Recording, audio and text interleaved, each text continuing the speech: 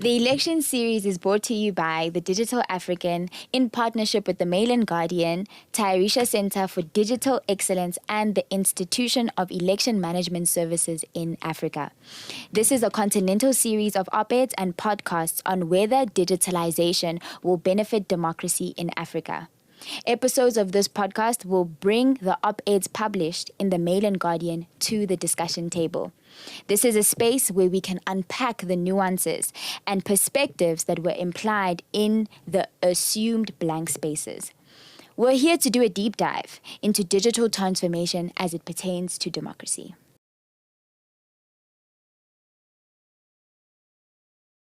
Welcome to the third episode of the election series. Today we'll be discussing e-voting further, and we have again our recurring guest, a co-host at this point. We need to reel you in. Nkululeko, yes. I hope you also put me on payroll. Oh. Nkululeko Tsilani, attorney of the High Court of South Africa, also the legal director at the Institute of Election Management Services in Africa. That's great. Today we also have Professor Colin Thakur, who's joining us online. Nice to see you, Prof. Yes, thank you very much. It is indeed an honor and a privilege to be with you guys. And yes, I'm really pleased that you guys are starting to have and elevating conversations about technology in elections and digitalization processes in elections. Yes. Before we begin, can you please give us a short biography? I know you have a lot on your biography, but please give us and let our audience know who you are. So I kind of stumbled into technology in elections way back in 2012, I think it was, when the IEC asked me to consider, doing a country-level study of electronic voting, a neutral study to find out whether, e-voting should be adopted by the country or not. But I had to look at it neutrally. So I undertook the study for the IEC, and of course, I naively did not know at that point that I was the only researcher in the continent who was actually doing it. And as a result of that, I was consulted by many other countries on an NDA basis, so I can't mention their names, to do work. And then I worked for the UNDP as well, doing additional work on voter registration systems. And then last year, I did the update of the e-voting research for the IEC along with the HSRC. What's great actually to mention is you did this, if I'm not mistaken, around 2012, 2013. This is when this research is taking place. And now we're currently in 2024. And these e-voting processes are currently, being tested out, being implemented. What are we looking at in terms of the South African landscape? What is the response that you're expecting from the general public when they start to see these digital processes take place? Maybe Nkululeko, you can comment on that. Well, it's very interesting because when we look at the digitization of electoral processes, you also have to remember there's many steps in the electoral process. In South Africa, we've actually digitized most of it. You can register online. You can change your address online. You can choose if you're outside of your voting district, you can do a Section 24A application online. So most of it is online except for the actual voting process. Yeah. And I think, and perhaps Prof could also speak to that, but I think there's also a lack of trust for that part of the process being fully digitized. So it's interesting to see the work that's been done. And I mean, it would be great to hear from the Prof, especially, really his study and into that, but also in the work that we do with the various bodies that we manage elections for. Some of them, because we always have to go according to the constitution of whatever that body is, whether it's an SRC, whether it's a trade union or whatever. But a lot of their constitutions are also outdated because they specifically don't give a provision for online voting or electronic processes. Yes. So it has to be paper balloting. Yes. So those, I think, are some of the challenges that you find as you try to digitize more and more and more. So, in fact, making sure that it's a paper ballot is constitutional for the voting process. So, voting online would be unconstitutional in that scenario. Then the entire election is null and void. So it's the legislative and the legal framework which also makes it a bit difficult to digitize. But of course, it's also the transparency. People often would trust a paper ballot more because then they can actually see the ballots being counted in front of them, and it's easier for them to reconcile. Whereas we don't know where the cloud is. We don't know what the cloud is. Yes. We don't know where the votes are being counted. We don't know if they're being tampered in any way because we don't see it. And electoral processes are very political. So there's already a big distrust of the processes, and transparency is so important. So, Prof, the perception of the fact that these electronic, voting processes are more prone, I would say, to the issues that come with voting. Like we're saying now, it can be tampered with. Is this true? Is this something that you found in your study? Or is it actually something that can be mitigated through online voting? I think. Let me respond first to the comments that we made now, because I think it's important to place the process in context. We know that the Constitution has basically ring-fenced paper ballot as the only method that an election can be delivered, which essentially precludes the IEC from conducting any elections using e-voting technologies. But what concerns me is that the technology also prevents the Electoral Commission from experimenting or piloting with e-voting technology. And I think for me that is the first step that we should go toward, to allow the Electoral Commission and us researchers to get contextual information about the country, about what would be the demands and requirements for e-voting in South Africa. And then the follow-up point to that as well is that, yes, in 2013, I was asking other important questions like, should we pay for electronic voting, or should we get more hospitals, or should we get more dams, or we should get another electronic power plant, because there were compelling human-centric requirements in the country that said, well, look, our elections are free and fair. The elections, everyone cherishes standing in the queue, because we really enjoyed this notion of democracy, and it was important. It was symbolic for us to stand in the queue, and we enjoyed doing that. So at that point, my heart was leaning towards, well, you know what, let's spend the money on roads, on dams, on power plants. And remember, it's not my decision, right? I'm just speaking as an individual researcher. So I kind of agreed with the decision to delay, the adoption decision. However, I vehemently disagreed with the decision to not allow the experimentation and pilot of these types of things, because every instance of everything happens in a different context, and we really needed contextual information. Now, the final point I want to make is that with regards to paper ballots and the youth of today, go to your niece or nephew or neighbor who's under 20 and ask them if they have a pen on them. Right? Go and ask them if they can find a pen in the drawer.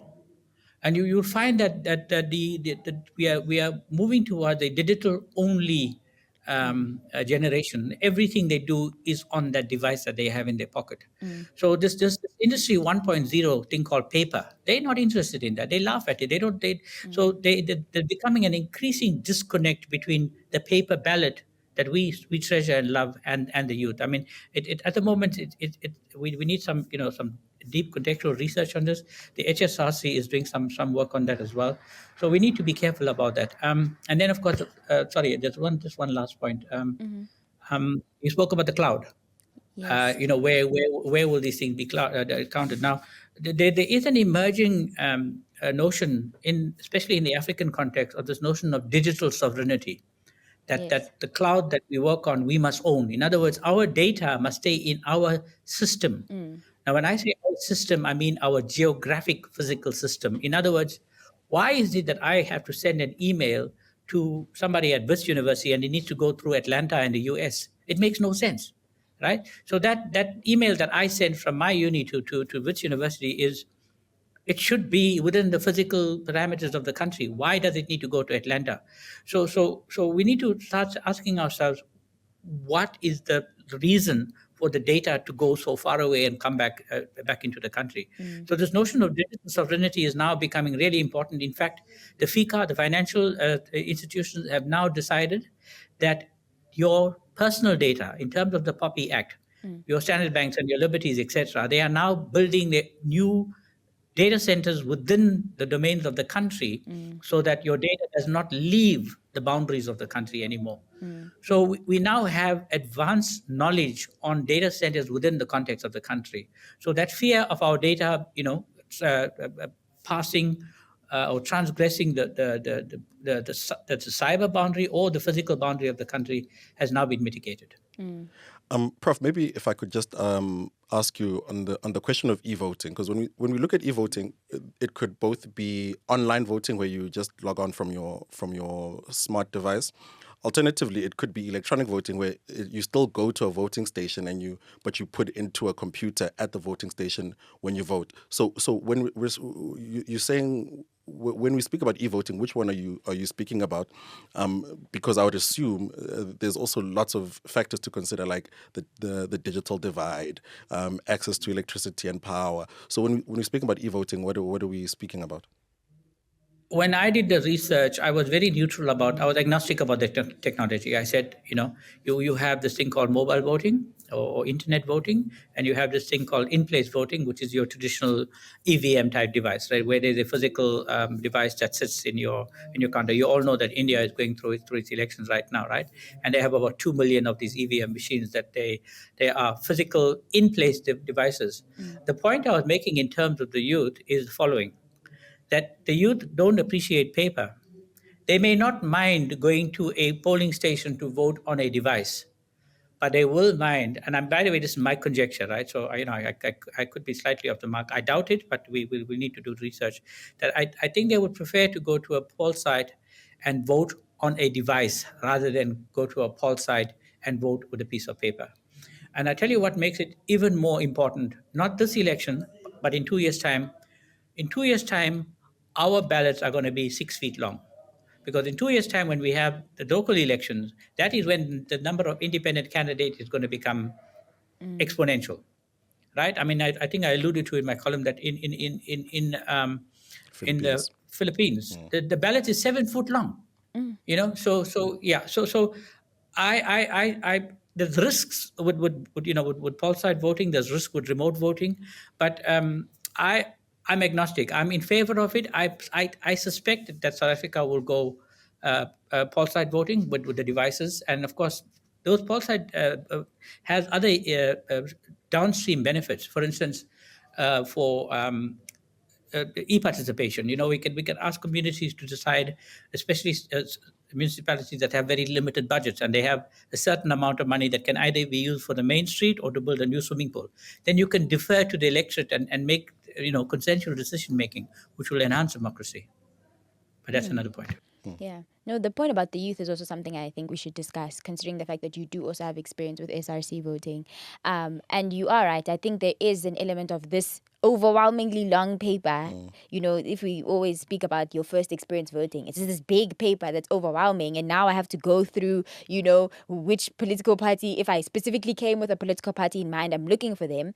But maybe I'm also seeing other people that I'm trying to scan through. And this comes where your position on the ballot is also very important. Whereas in this scenario, when I vote, I can search for a name. I can type their name in, vote, finish, and be done. So that's another thing where, does this matter? Does this affect now the candidate outcome when we are speaking about voter position on the ballot sheet? And does e-voting mitigate that for us? Yeah, I think also when we're looking at e-voting, we also have to think, what is our intention with e-voting in the first place?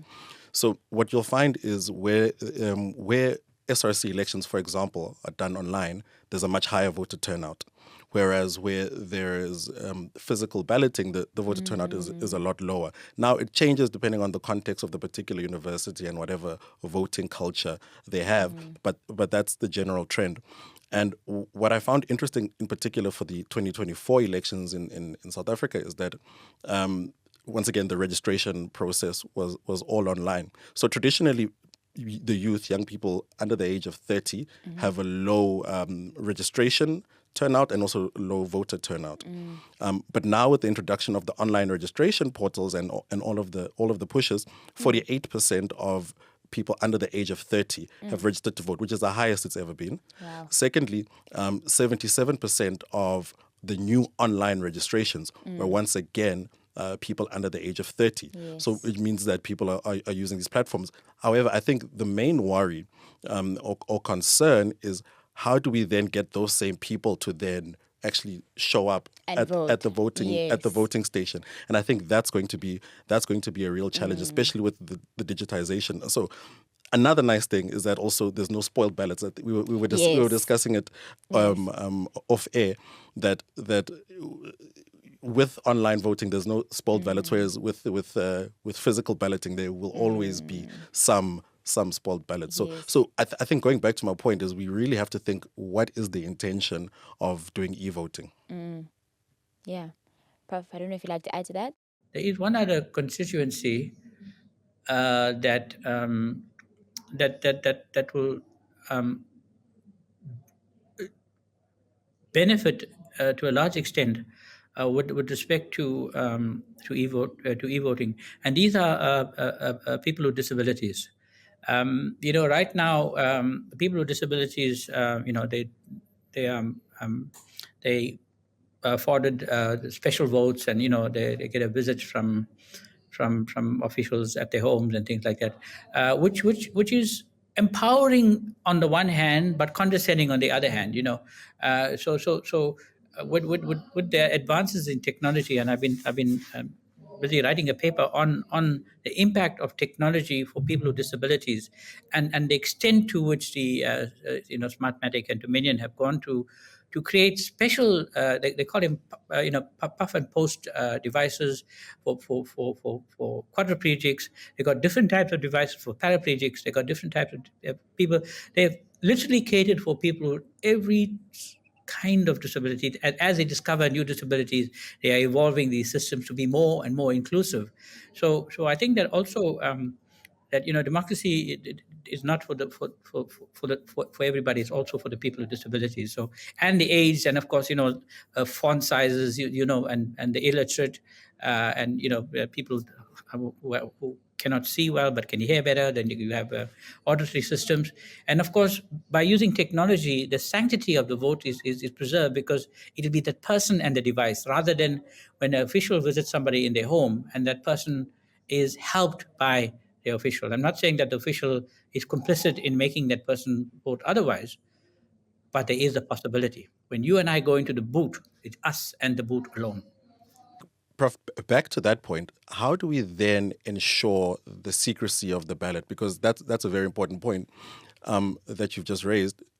Because when you vote on a paper ballot, there's no way to trace it back to who lodged the vote.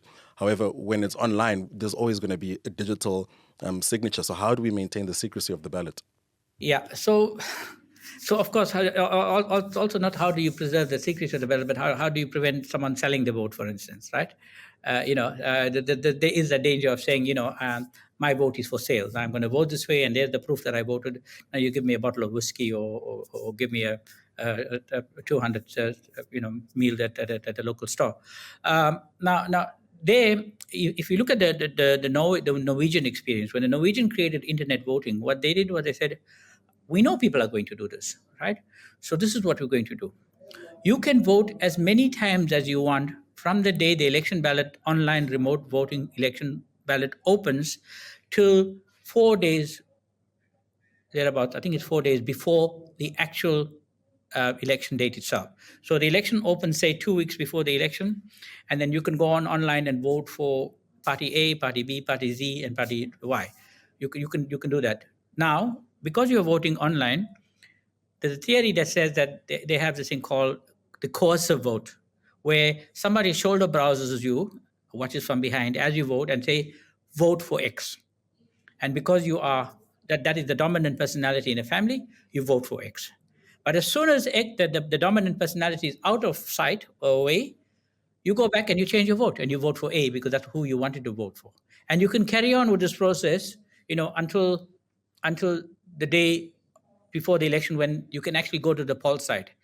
And then on the day of the election, if you have been a victim of a coercive vote, you can go to the poll site device, register, and that vote that you register on the poll site on the final day is the one that counts, and that's when it cuts the link between you and your vote. So there are these mechanisms that has proven to be very successful to prevent uh, coercive voting, to prevent sales of votes, and to mitigate the privacy and secrecy of the vote.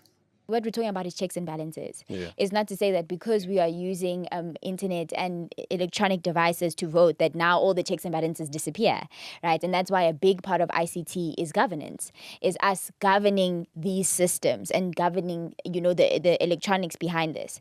And a big part of that, again, is what you mentioned before, cybersecurity. Bringing back the data centers, bringing back the control of these actual technologies onto the continent and into the hands of the officials that are going to be, doing this work is the most important thing. And that to me requires context. Like you're saying, the work that you're doing, the research that you're doing is important because, as we're saying, the IC should be letting us, try and experiment with this before it becomes an actual voting procedure. And I'm not sure how that looks like, especially on the African continent now, not just in South Africa, when we're speaking about how some of this has been already disputed. For example, in Kenya, for example, this was disputed. And now when that happens, that puts distrust amongst the population. And they're like, you see, this is why we shouldn't be electronic voting. Let's go back to the paper ballot. And how are we having those conversations with the general population who is voting at the end of the day? Because also, at the end of the day, the freeness and the fairness of an election is determined by the perception of the voters. Exactly. So if the voters look at the processes and say these processes have been tampered, then it's not a free and fair election, and that undermines democracy. No, you're spot on.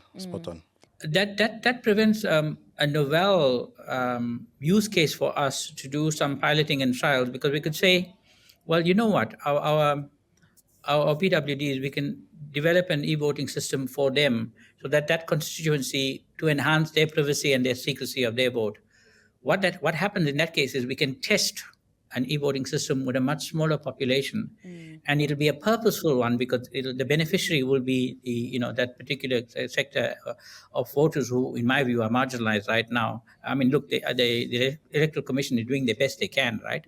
But sometimes best is not good enough. Good enough is good enough. So we need to look at that. Colleague, there's one other interesting thing that I picked up the other day, which I'm going to remind you about. We talk about the mark of democracy, right? Being that indelible ink that you put on your hand.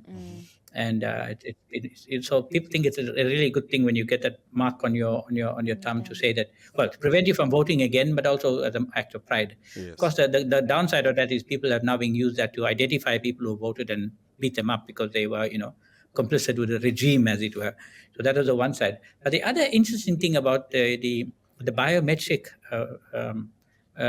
recognition that South Africa is using is that we're now finding evidence, particularly in the Middle Eastern countries, where women are, the number of registered voters amongst women has been declining. And the reason for that is that it turned out to be a religious cultural thing, that you are not allowed to touch the hand of a married woman in many of those constituencies. So the consequence was that the ladies, out of fear of their spouse and in deferment to the cultural practice, don't register because they don't want anyone to hold their hand when they capture the biometric. So what those countries have done is they recognize this and they change to retinal recognition. And guess what? Registrations went right up. So this is why we need to experiment and pilot with this e-voting type things, because we will find things within our own context that will be intriguing and unique to our own people. Prof, what would you say to a hybrid sort of system where certain votes could be done online, and other votes would be done physically, because we see it with the international voters. In the US, I know they're allowed to mail in their ballots, their paper ballots, and also in Australia, I believe they're also able to mail them in. So there's already that disconnect where it's hybrid in a sense, where not everyone is actually going to a specific voting station. What would you think about that?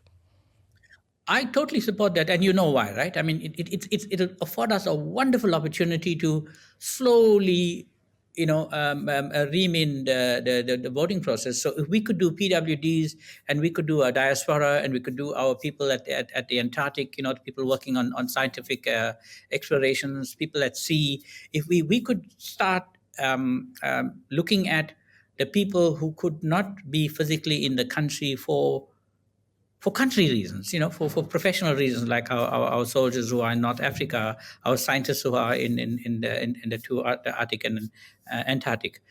So if we could start working with them, we could have this hybrid system, but purposeful hybrid system, and then of course maybe we could even have one or two, slowly start having one or two cities within the nation. For instance, my mind would say the following: let's do the diaspora, let's do our soldiers who are on duty away from the country, and let's see how that goes.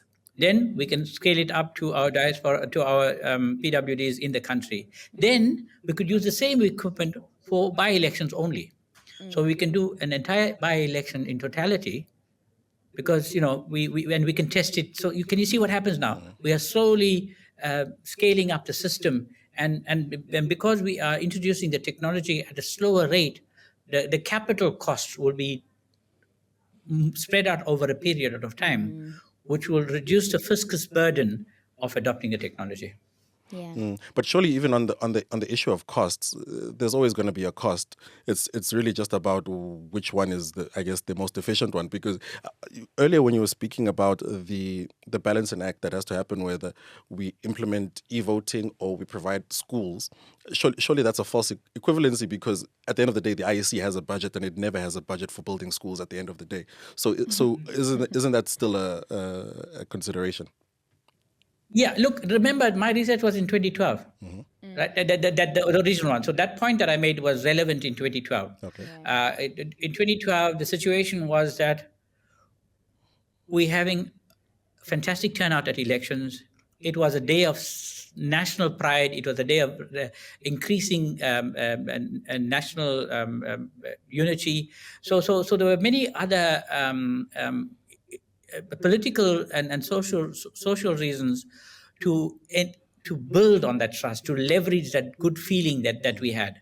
So yes, you're right. The ISC can't use its money for building a school. It can't even use its money for building a power plant. Yeah. The point I was making was that if the ISC is going to embark on a process of electronic voting, the capital injection will be much more than the amount that is required for a particular instance of the election. That's the point. And how do you spread that cost over one or two or three elections so that you can do it? So aren't as By the way, Brazil did that, eh? Brazil did that. So in Brazil, implemented e-voting with their ERNA system. They did it 30% in the first election, 60% in the second election, and then 100% in the third election. And Brazil is probably a similar country in terms of Very, demographics, both economic and south social. to south context now that we can actually use and see that another country is working. Actually, an article that another author wrote and researcher wrote was, are the politicians deliberately sabotaging ICT, so that we don't have electronic electoral processes? And that's what I'm hearing now is the discussion between the IEC, but it falls onto the government essentially to say, what are we prioritizing? Are we prioritizing the implementation of technology in our electoral processes? So I'm curious to know, who do you think are the actors that are holding us back from reaching this reality sooner? All right. So I was smiling when you mentioned that, because the self-same politicians who don't want us to use electronic voting at the national level wanted to use electronic voting in Parliament so that they could vote in secret, and they didn't want their opposition members to know. So on the one hand they wanted it, and then the other hand they don't want it. We need to remind them that it was you that wanted it to use it in your own Parliament, and yet you don't want us, the nation, to use it. Please give us some clarity on your thoughts. Yes, I think that's it's also true. a reluctance to change, because I mean, as much as we can criticize the politicians, it's also going to be difficult to convince the electorate of electronic voting, and that it's a legitimate, safe, transparent, and it can't be tampered with. I think that would also be the voter education that would be very difficult to do. But had it been, the politicians, like you're saying, look, we've used it in parliament and it Sure. worked for us in this way, that would have created a trust among the population. But when there are mixed narratives about this, thing, even then it's not this higher ideology, oh my gosh, this is going to happen, they're going to take all our data. This is just a process that we are digitizing.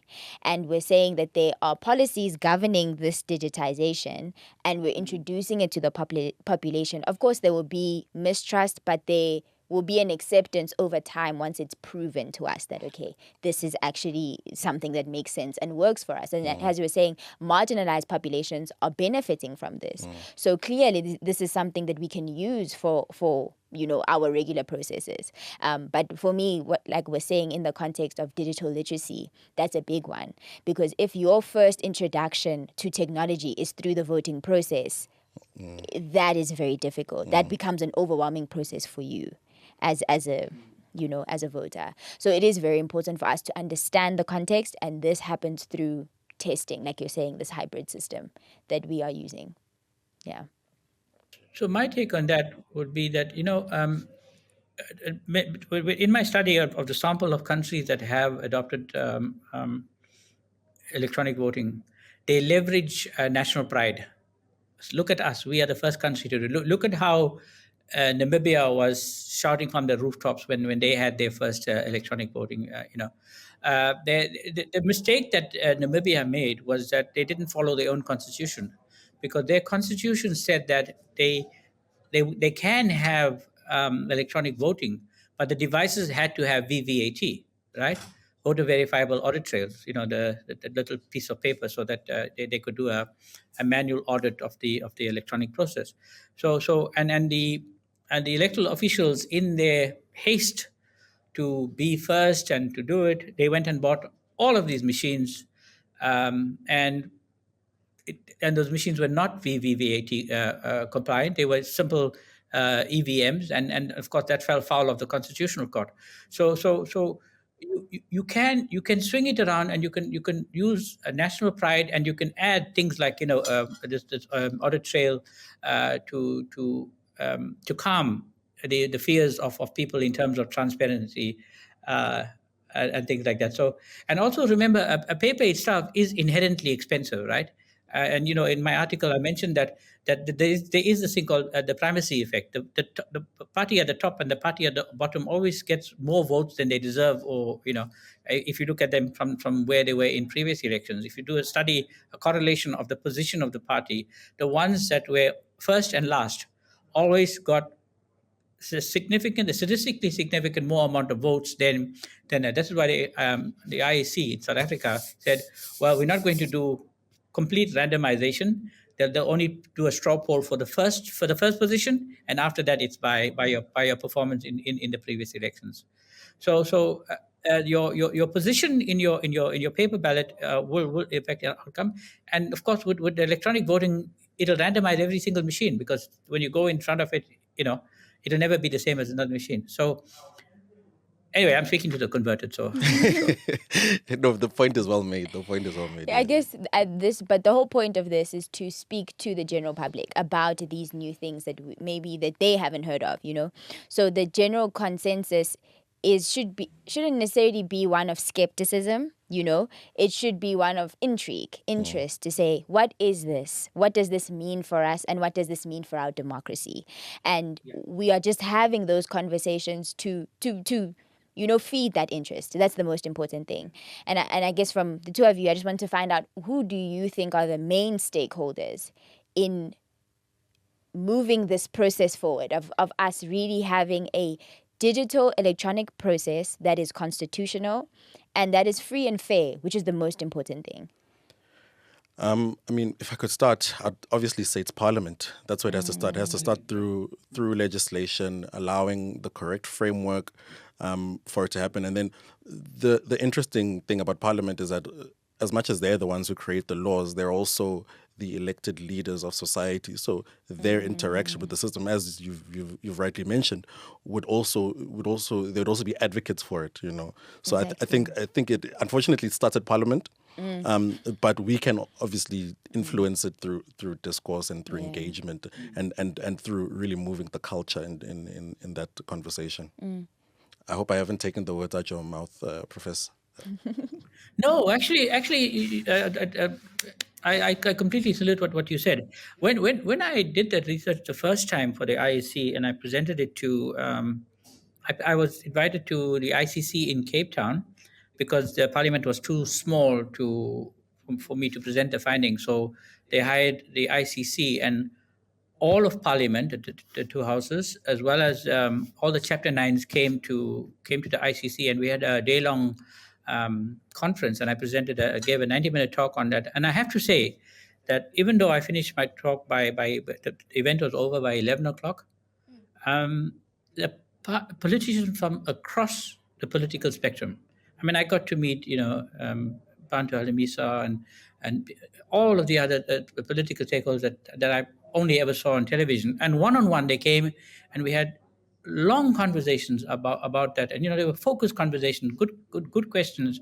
I only left the ICC at about 5:30 that evening, and we were done. I thought I was going to go and drink some beer or something. Nothing. I had to sit and listen to them, and they were engaged. They were engaged. So I do hope that we can start engaging our parliamentarians again. Like you say, they're the representatives of society, and we need to engage them with again and find out where they are, what has happened from then to now to change their mindset.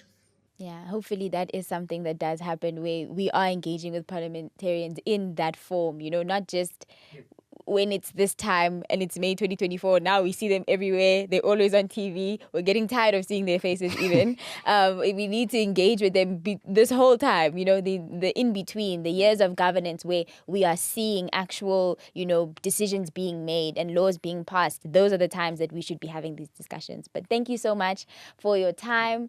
I'm so glad we were able to have this discussion. It's been a productive discussion. I hope our audience feels the same way. Please do go read the article. It's out on the Mail and Guardian. And please interact with this content. Put in your comments. Let us know what you feel about e-voting. Maybe there's something you learned today. Please put that in the comments and we'll see you next time. Thank you for watching. Please go and vote. Please go and vote. Yes. Important. All right. Thank Thank you you so much, Prof. Hi everyone, please remember to read the op-eds below from the Mail and Guardian. You will see it linked down below in our description, and interact with us through the Digital Afrikan YouTube, TikTok, as well as Instagram.